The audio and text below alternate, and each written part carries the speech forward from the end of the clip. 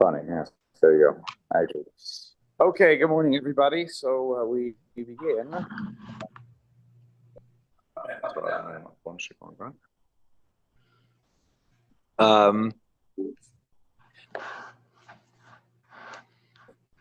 So last time we had finished Sif Bays in Siman Reish Ayin Tes, just giving us context where we were, and we had said that we had talked a lot about the din of istinus, the person who is very particular, very they don't like yucky, dirty things. They're very, I don't know what the word was that we used. What was the word we said about that person? The istinus. There is the particular. That was the word. Fastidious. There you go. Ayeka. Some people might say. That's what Bruce. Fastidious. That's a good word, Steve. So that was what we talked about last time, and that may have given us some heterium to move certain things if it was particularly smelly. But okay, let's go to Sif Gimel now.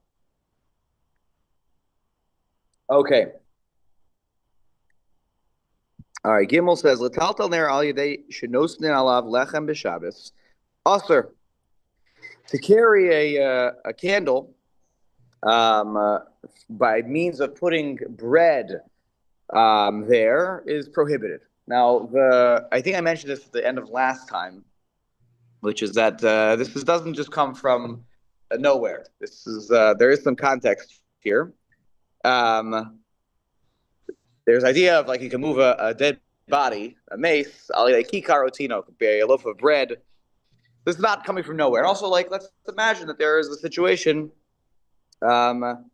where you have bread on anything, and then there's something usher, you can move it because there's heter and isser. But here it's also because it was placed on Shabbos. So everything is huksa, set aside, as Shabbos enters. Set aside. Okay? Like the same word as muksa.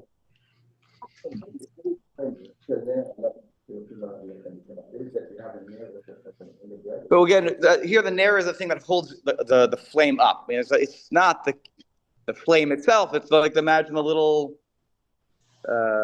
cup of oil that where the wick is. Yes, the bread is sitting there, and flicker. And that's why you should be able to move the nair. The nair is what holds up the candle. It could be a tray. Or the flame, I should. I keep using the word candle. It could be a candle with a tray on it. Right, exactly. Imagine a candelabra, and you put some bread on the candelabra on one part of it, and the other part has, where the candles were. Or you could imagine, by the way, that the candelabra now has gone out. The candles on the candelabra have gone out, and I put bread on it, and I'll say, well, now there's something mutter on there. I'll move it. So that's what we mean here. Okay? V'im nasar alav halecha mi ba'od yom, and if you put bread there from the day before, so let's say Friday afternoon you put the bread. V'yesh mi shematir l'taltalo b'Shabbos al yedei lechem zeh. Ve'ein lismoch alav. So some people say that, because it was before Shabbos, therefore it should be mutter because of the bread, but we don't rely on this opinion. Did you say that the nair is not follow with a thing in the middle that has the nair. So you can pick up the whole olive and move it.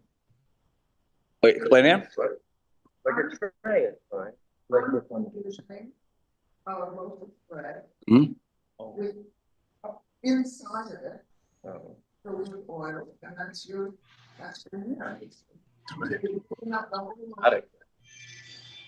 So there's a hole in there's a hole in the bread.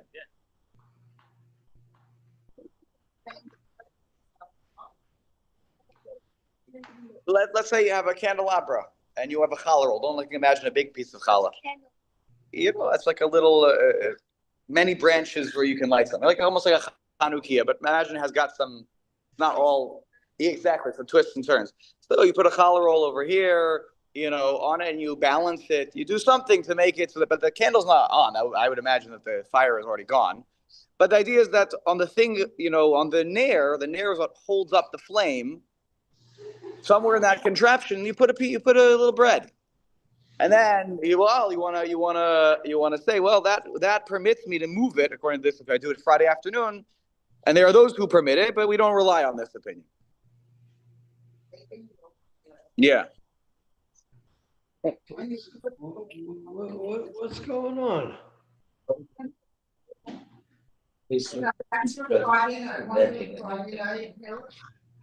But then that wouldn't be. I've never thought of that possibility.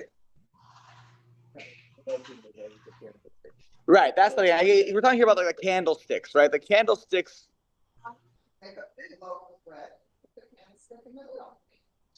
Putting a stick in there. A cup, something in there to hold it. But then I would actually say. But then you actually couldn't move the cup part of it, because right. So that you might be able to do. That's what you might be able to do, because there the basis is the challah. Here the idea is that the ner is the basis and it holds up bread and flames and the flame, and that becomes a question of, if I only do that on Shabbos, then it was set aside during Bein Hashmashos. Then I can't move it, even if I put the bread on it. But I did it before Shabbos, so there's an opinion that says you can, but we don't rely on this opinion. On Shabbos. Or before Shabbos. Yeah. But let's say, that's why I'm imagining an elaborate candelabra. One item, I'm imagining like what my mom used to use when we were little. You know, I had like 5 branches going in different directions, and I'm able to successfully balance a challah roll over here. You know, and over here the candles were either lit before or they're lit now. You know, whatever the case might be. That's how I'm envisioning this. I don't know, Steve, did they draw it up differently in their pictures? How is this different from the putting baby on the Yeah, the mace. So that's a different halacha, because that's a different mace. Well, it is a form of things that you're not allowed to move. right? There you also are dealing with the situation of the decay of the body, and that's why certain heterim are allowed when it comes to a deceased body. Here we're not going to give any heterim based on this. We did for iftanis, but we're not going to do that. The lower assumption is the candles keep running, or I think it doesn't matter. I think it doesn't matter. It may matter it may matter in terms of moving it right now, because if the flame is on, then I can't move it now. But then when it goes out, I'm good to go. But the candle. You could say the kiddush. What was it with? candle burning and stuff. Yeah, but so then you're supposed to leave a long gap in order to make a motion, in order to move it, because you got to wait for it to go out, because you can't move it without. You could take the bread off. The question, unless you're talking about Hinda's case. The purpose is to move the candle. The purpose of this, Take the bread off itself. Because this is the key, and it goes back to our rule that we've been talking about. Muktzah is defined at the time of Bein Hashmashos. So no matter what happens later, right? It could be 10 minutes after Bein Hashmashos, I take the challah roll off, and the challah is not even relevant anymore. The time that mattered was Bein Hashmashos, because that's what locks in the status of items for the purposes of Muktzah, for the rest of Shabbos.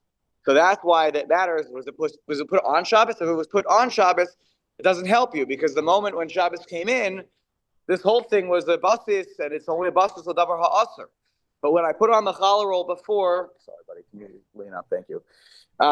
When you put it on before, then it's now we have a davar that's there's yesh heter yesh iser. So now it becomes a basis to all. Now why wouldn't we allow this if it was miba ojom? Okay, so take a look at Sifkat and Yud in the Mishnah Berurah. Okay, where it says halechem. So you can't create the basis on Shabbos. Correct. The din of basis and muktzah and all these things are locked in Bein Hashmashos. Whatever the status of the item in Bein Hashmashos is what it stays in terms of its status for the entirety of Shabbos. Bein Hashmashos is considered, for the purposes of halacha, as on Shabbos, because of the element of sfeikus, and we don't know. Correct. Yep, that's correct. That's why we start Shabbos before sunset, or at sunset at least, latest. Uh-huh. The problem of even Okay. while it's on, not so much that it's. But if we take the challah off the candelabra on Shabbos, then we have destroyed the of the buses and the heter. Sorry, say the last point again, Simeon. Sorry, the other person was talking. Go ahead. Say the last point again. If we take the challah off the candelabra on Shabbos, we have destroyed the heter for the candelabra.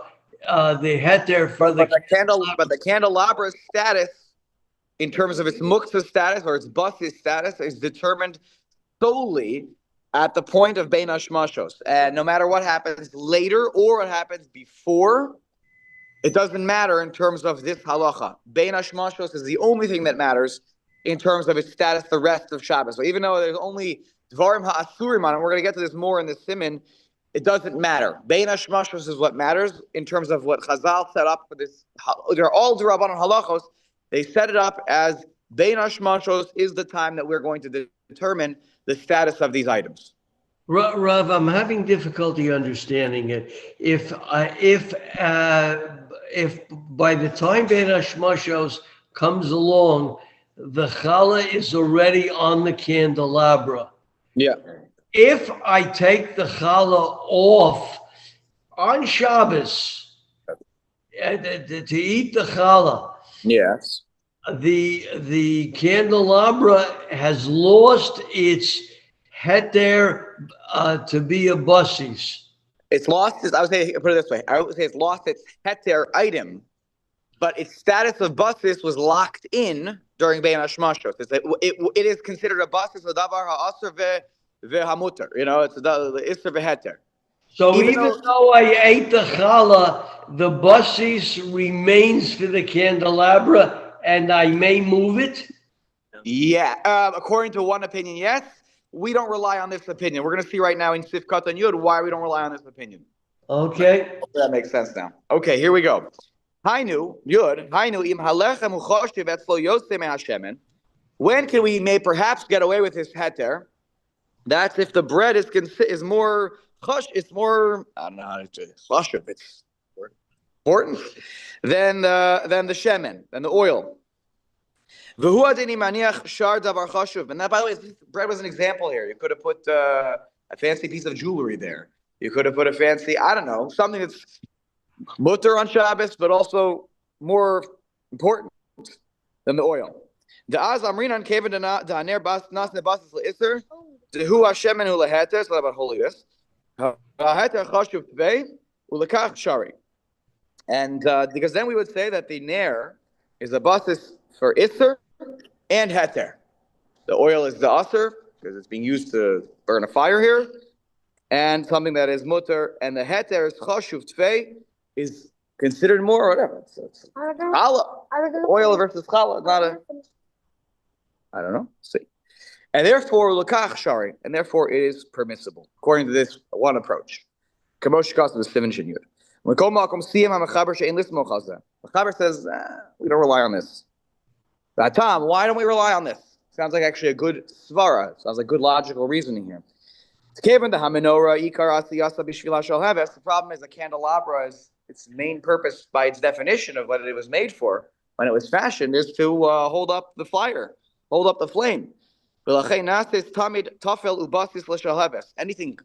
that's on it is always going to be secondary to the flame because that's the purpose of the candelabra in its creation. Even if they are more chashuv, they are not. One second.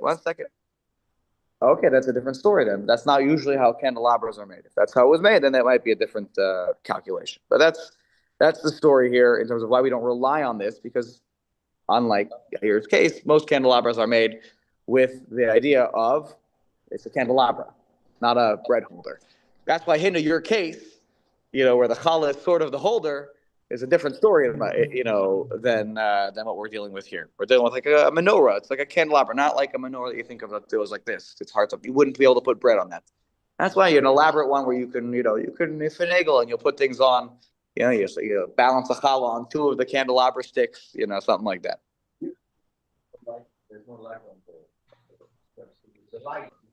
Then moving it is the problem of if that's the problem. That's why you're waiting until it goes out later. Yeah.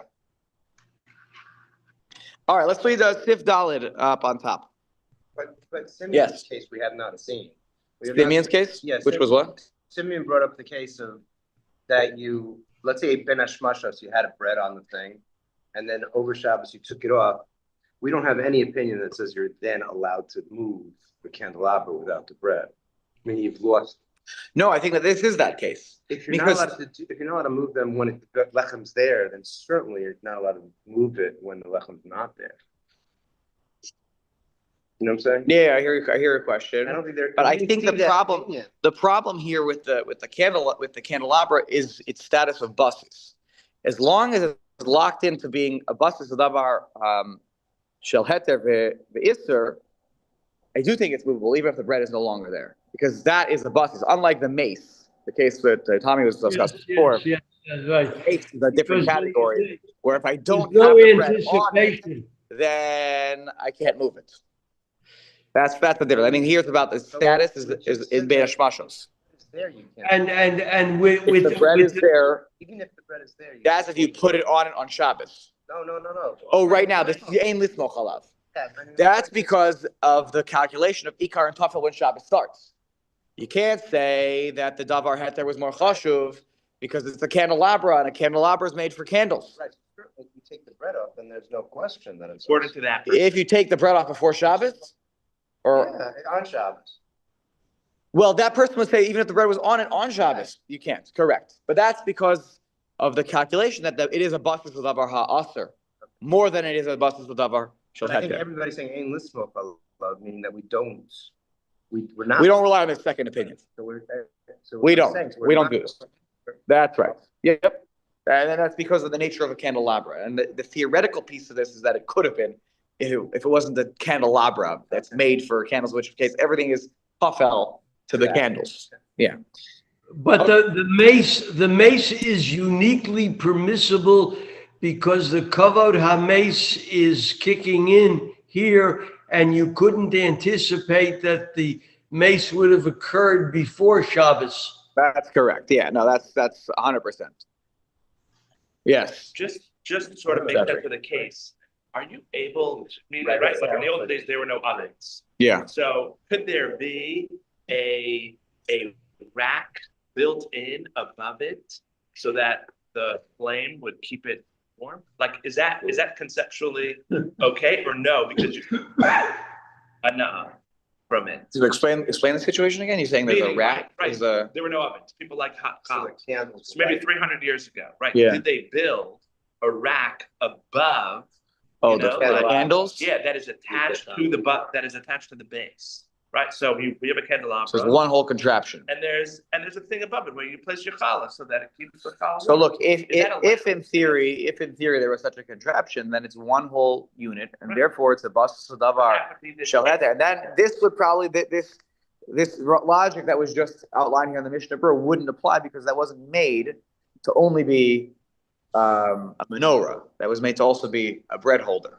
In which case, you can make more of the claim that you can't say endless mochalav because that's a basis of davar shel iser v'heter, and there maybe the heter is more chashuv, and you can't say it's always going to be tafel because it's a menorah that's made for shel heves. Right, so maybe that's. Yes, but I'm saying that might be permissible. Yes. But I guess my question is,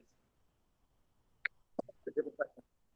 Conceptually, can you use the heat from the Shabbos candles for something else? To be nana from the Shabbos candles. they're not menorah. They're not. Yes, I don't see why you couldn't. The purpose is to give you light, hana, and Shabbos. I don't think there's an exert. Maybe that's the case. Maybe that's the case, right? Is that people Maybe. use it? Maybe. They're mini ovens. Yeah. The warm? Yeah, right. Yeah. Right. But then it's one item when it starts Shabbos, as long as one, yeah. Okay, fifth dalad. In his Erev Shabbos, al ner zeh sheyital telenu mishiyichbe. Let's forget the challah about for a moment. Let's put the challah aside. We ate the challah. If I stipulated a condition on Erev Shabbos about this candelabra, that I want to be able to move it once the flames go out. So mutter l'taltalo achashikava. So it's mutter. I made a condition. I made it tonight. Mahane tonight. Tonight works. And that, according to this approach, this is Without the challah? without the challah. Yeah, forget the challah. Put the challah aside. We ate the challah. The challah is gone. Okay, Erev Shabbos, you make it tonight before Shabbos starts that I want to be able to move this candelabra off the table once it goes out. But we learned. Stipulate a condition like when I light the candles, like when it goes out, and I say verbally, when this goes out, I'm going to move it, somewhere else. It's out of the way. We learned there's an opinion that says that even once we remove the challah, the candelabra maintains its status as a basis. Correct. So here is the key, right? So the Tanai becomes the key. So let's look at Yud for a moment, Simeon, okay? Okay. Im Tanai v'chulei, mishum dener asli likavos. Why does this Tanai even get off the ground? It gets off the ground because the nair is made to go out, right? Candles eventually extinguish. That's the nature of all candles. Okay? Mishum hache mahane Tanai, mahane beit Tanai. That's why the condition can work, because it's something expected. It's not like a surprise when the candle goes out. It's I'm making a Tanai on something that's sort of ba'olam right now. I'm making a Tanai on something that's realistic. It's going to happen. It's predictable and foreseeable, and therefore I can pop it out of its status of a basis. Because it's going to eventually go out during Shabbos, I can, if I stipulate, I can pop it out of its status of basis. Aval b'shar basis davar asa, but other cases of basis for something that is prohibited, afladei rishona, even according to this opinion that we're seeing right now, lo mahani tanai, a tanai doesn't work lahasnos kishi yisalek hadavar iser min habasis.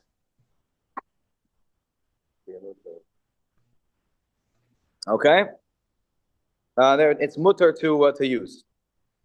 Okay. Sorry, I'm gonna read that again. So right, the Tanai wouldn't work even if I remove it for something else. It's mutter to use. Sorry, I just got like a little headache right now.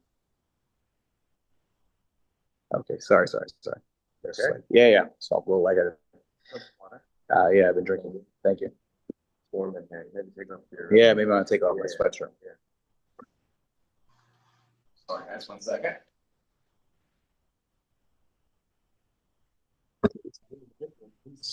I can't find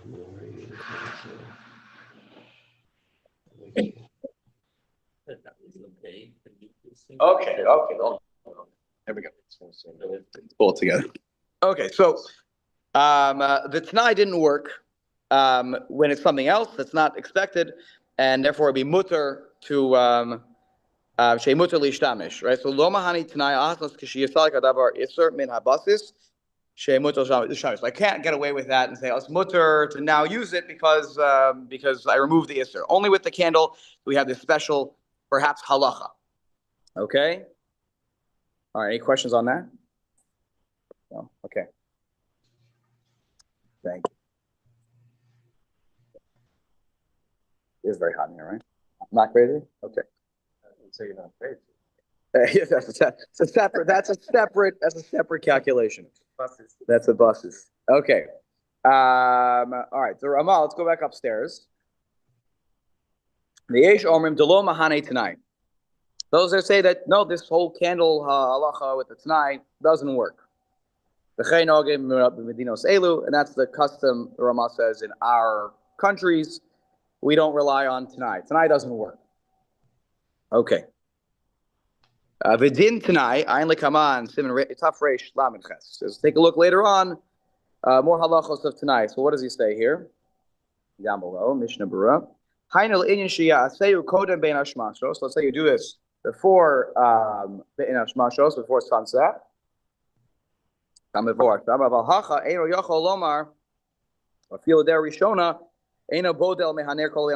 I can't say, right? I can't say, oh, I'm separating myself. I'm not separating myself from the candle. All bein hashmashos kimo hasam, daha bein hashmashos udolek yalkein aser letaltalon. Because all bein hashmashos, it's lit, and therefore I can't move it. So you can't say, well, it was mutter during bein hashmashos, so now I can use it. No, it was aser all bein hashmashos. I couldn't move it. The candles were lit all bein hashmashos. Yeah, it's going to go out later. When Shabbos started, it was lit and it was on, and therefore it was aser during that time. So you can't start to say, well, I can get away with this. Even a tanai will work. No, it was aser. It's aser. It's aser. Okay. And we different hagra. It's interesting. The whole concept of Tanai is a Kiddush, as I'll say. That the concept being, in general, that we can make it Tanai. Like, you could be Mekadesh to a woman. You could marry a woman on Tanai. Like, if it rains tomorrow, I'll be Mekadesh you. Right. But I'll say that's it's a huge Kiddush that you can even do Tanai in general. Right. So it'd be interesting that there would even be a Havamina that here, in the case of Shabbos, which we already said it's usher because of, that the concept of kivan, it's like it's usher and ben hashmashos. Right. The concept that there would even be a view that said that snide would trump the muktzah status. Okay, right. It's already middle of the Kiddush. And he's saying here, the point he's making is that in order for it, snide to even get off the ground, you have to say like, oh, I didn't separate myself from this the whole time. Meaning like, oh, it was totally usable. What do you mean it was totally usable? I couldn't move it because while the candle was on, I can't move it. So it is also, even though you can anticipate it'll go out, but during that time, it was on, and therefore you can't get away with that. Yeah, sorry, Jeffrey. Go ahead. No, I think it's okay because I think the case is it's not a deny if something were to happen, as you pointed out. This is saying when it will happen. Right. And when that happens, right? For example, when the light goes out, which inevitably will happen. Right.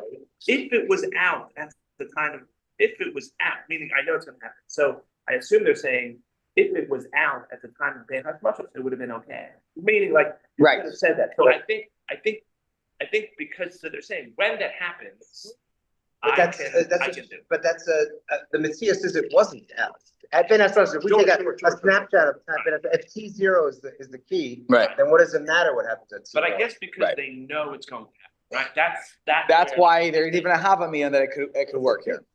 That's the big Kiddush. That's why the Ramah says we don't rely on such a svara. Yeah, that's the big Kiddush. The big Kiddush.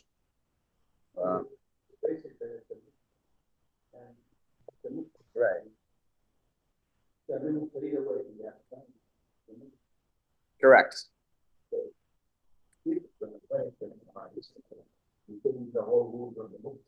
Yeah.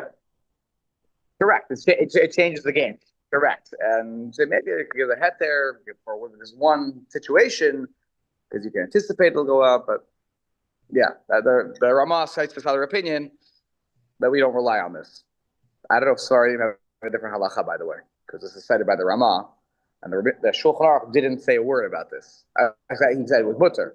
He said it's mutter, and that was it. He done, quiet. He said he sits down, This is without the challah, without the doing anything, just having in mind or articulating that you're going to be moving it on Shabbos after it goes out.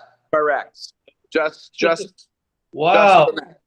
Just that's a big deal. That's a big deal. Again, the Ashkenazim, we of course would never allow ourselves to do anything that would be fun.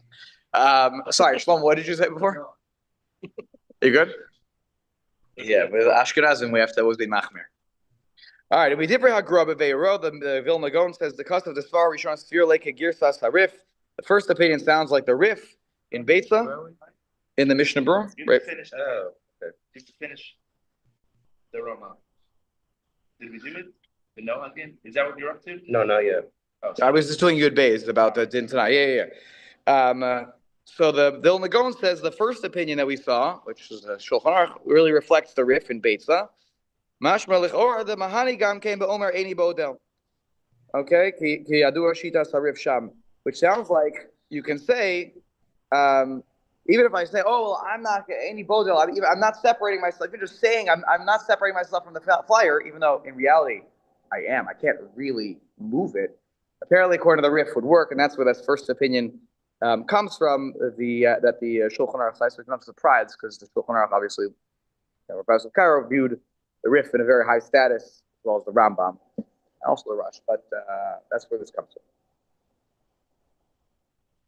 Okay, let's go back upstairs. All right, v'nogim letaltalo al yedei eno Yehudi ve'en bazeh mishum iser amir l'eno Yehudi. Okay, the practice is though in general. Practice in general is to do this through a non-Jew. Is always going to be our cop-out answer. And there's no amir l'nachi here. Because this is the minhag. It's as if you stipulated from beforehand and permissible. Kain nire li. So it appears to me, says the Ramah. So what's he saying here? Saying that if you want to move the candelabra off the table after it goes out, ask a non-Jew to do it. It's two things you have going for you. Number one, it's like it's nine. So maybe you rely on the Rif. I had in mind. I was going to ask the non-Jew. And then the second is that it's non-Jew, and it already lowers the level of problems here. So let's take a look at the Mishnah Berurah has to really explain this.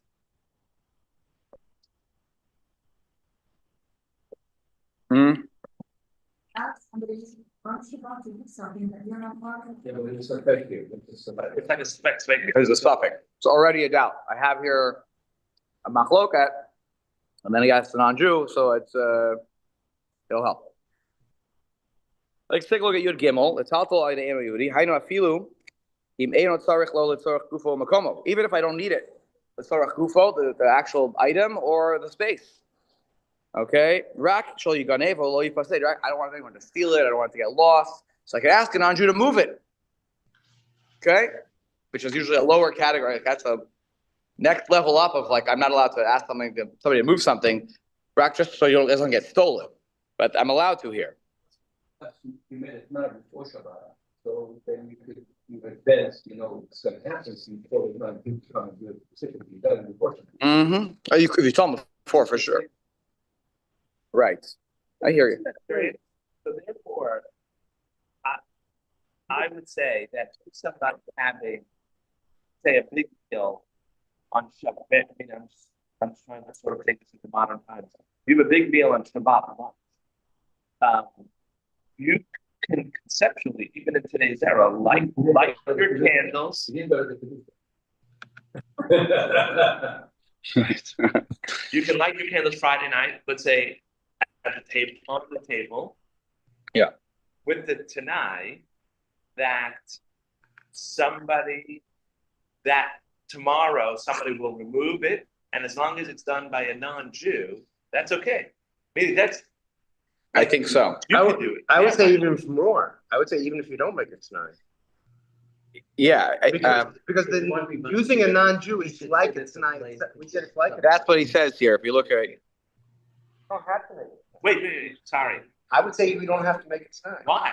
Because the concept of using a non-Jew, it says it's like it's tonight. That's what he said. Keilu hisna alav mitchila. Even more extreme. But I thought that Because the minhag, I think what he's saying is that the minhag is such that everyone always did this, Right. and so even if I didn't say it out loud, we always ask the non-Jew, the Shabbos goy, to move it. So I don't even have to say it out loud because if that's the common custom of everybody, we always ask the non-Jew, the Shabbos goy, to move it. So even if I didn't say it out loud, it's keilu hisna. That's what the Ramah said, right? Where's this? Since this is the minhag, we always ask a non-Jew. It's keilu hisna alav mitchila in the Ramah. right, but I thought that sort of saying. I thought it was. I mean, just to get back to this question, right? I thought it was sort of like two sveikim, right? Either like if you make it tonight, that is one, because then some people say you can do it, and then other people who may not hold that. Then if you ask a non-Jew, it's sort of like two sveikim. It's a spec sveika in my mind that you need both. Yeah. So to sort of do. So you do, but the Tanai is almost in the world of the Ramah is like a given because like the minhag was like seems to be very strong that people always ask. to do it. And outside, we don't do that, correct. I think you need to have both. You need to stipulate out loud and, ask the non-Jew to do it. Yes, I think that's what he's gonna say here in your Dalet. But if you don't have the Tanai, then you cannot ask the Eino Yehudi to remove it on Shabbos. No, I disagree with that. If you don't have the Tanai, you can't. So I think in our day and age, you might need to say the Tanai out loud based on what we're learning. But in the day, if it was the customary, it was common custom to ask a non-Jew to remove, for Shabbos lunch, I want the candles off the table. Why is that not? Then that's Keilu Hisna. Why is that not? Why has that changed since the Ramah's age? Do people, customarily, commonly ask a non-Jew? I don't know if it's such a common custom anymore to ask a non-Jew to remove candlesticks off the table. Custom to ask non-Jews for a lot of things. That's a fair point, by the way. I don't know. No, David, you're right. You're right. I've actually said this. I mean, if it's opposite standard extreme. for them to run the dishwasher, that's a standard thing. It happens, and that becomes standard, right? Meaning, if you have help in the home. Yeah. Okay. Right. But let's back up. So if you have if you have help in the home and that's and one of the tasks that's always asked of this person from week to week is please remove the candlesticks off the table for Shabbos lunch, then I would assume that in a future week when it's obviously clear, you don't need to say it out loud. I think that's the point here. It's so common, it's a custom here. It's Keilu Hisna.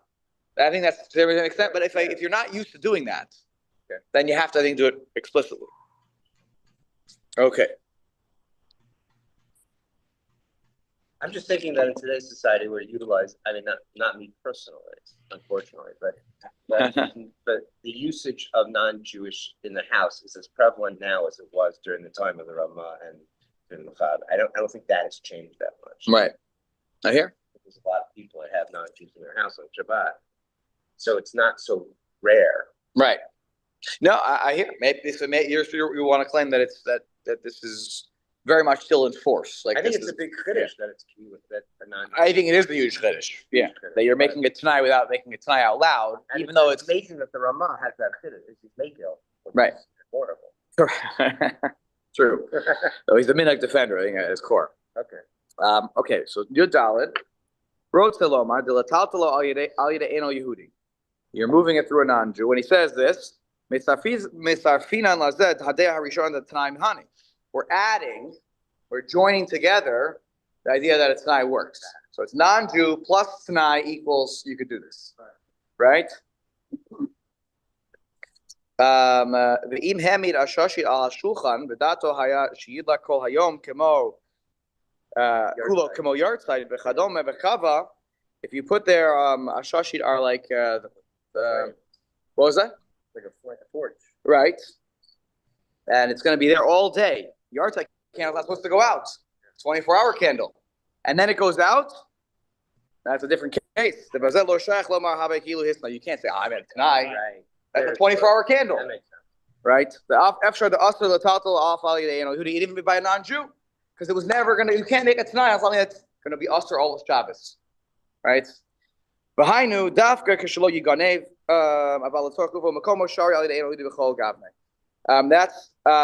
in order for it. This sounds very much like Rav Zera, like the concept of it's Rawi. This is Rawi for us tonight. It doesn't sound to me like you have to actually make it tonight. It seems like you have to have the potential for making it tonight. Right. It's a yahrzeit candle. There never was the possibility because, like Jeff was saying, it's not going to go out. But I don't have. It doesn't sound like I have to verbally say it. That's what I'm saying. Right. Correct. Because it's so common. It's so common. Right. So the last part he just says here is that what can I not move it for? If I'm worried it's going to get stolen, that I can't. Move it because I'm worried it's going to get stolen. But if I need the place or the item itself, I can ask a non-Jew. Like in any case, if it's such a great need, I can ask a non-Jew. I need this. It's like that's called tiltul min hasad. Tiltul min hasad is mutter, when there's a great need of the space or the item itself for some reason, but not because I could do it myself in the situation. And that's what that's how he ends fifth dollar or fifth cut on dollar. Sorry, fifth cut on your dollar. Okay, let's pause. We have to remember that Tanai must be made b'shas haheter before bein hashemashos. Mm-hmm. Yes? Correct. Okay. It's called hot Mishnah Berurah. Okay. Usually the heat, It's really the heat blowing just here. went on again, right here. It's like hot yoga. Yes, but less comfortable. Hot. Go